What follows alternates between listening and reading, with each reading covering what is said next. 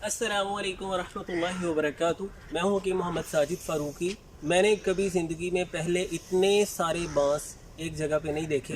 बांसों का जंगल हम इसे कह सकते हैं, बल्कि ये है। और अंदर इंटर होते हुए यानी उस तरफ से जब हम आए हैं तो वहाँ पे एक इबारत लिखी हुई थी कि चीनी कहावत है, बांसों का जंगल आपको कुदरत के करीब करता है और सुकून देता है। तो ऐसा ही है, बहुत अच्छा लग रहा है मुझे। ये अब देखें, बांसों ने कुदरती तौर पे झुकाव किया हुआ है और ये टनल बना हुआ है। इन्होंने तो बाहर मेंशन किया हुआ है कि ये कई किलोमीटर तक है, कि बांसों ने एक सुरंग जैसी शक्ल बनाई हुई है। यानी इस तरफ से कुछ इधर को झुके हैं, इस तरफ से इधर को झुके हैं, और कई सुरंगें हैं। ये इस तरफ यहाँ पे, मतलब मैं सारी सूरत हाल का अहाता नहीं कर सकता। बहरहाल जो पॉइंट की बात मैं आपसे करना चाह रहा हूँ कि हमें कुदरत के मनाजिर से लुत्फ़अंदोज़ होना चाहिए।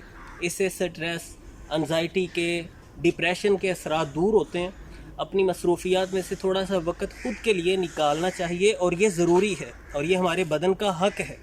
तो इससे हमें बड़ी फ़रहत मिलती है, तबीयत को ताज़गी मिलती है। जितना भी आपका बिज़ी शेड्यूल है, आप कोशिश करें कि थोड़ा बहुत वक्त निकालें।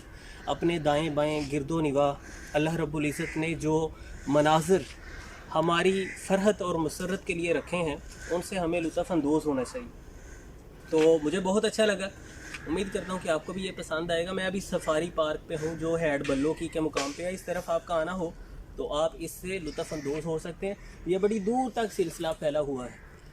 तो उम्मीद करता हूँ ये वीडियो आपके लिए फ़ायदेमंद साबित होगी। मिलते हैं इंशाल्लाह नेक्स्ट वीडियो में। अल्लाह हाफिज़।